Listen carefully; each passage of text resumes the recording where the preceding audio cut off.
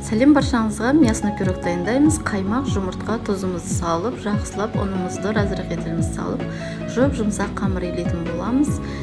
Осы қамырымызды пакетке салып қоямыз. Фарш, пияз, картошка қостым.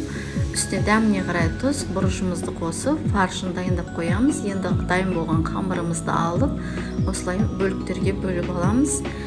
Толық нұсқасын YouTube каналымнан көре аласыздар. Барлығын осылай оқтаудың көмегімен жайып алдым, дөңгелетіп.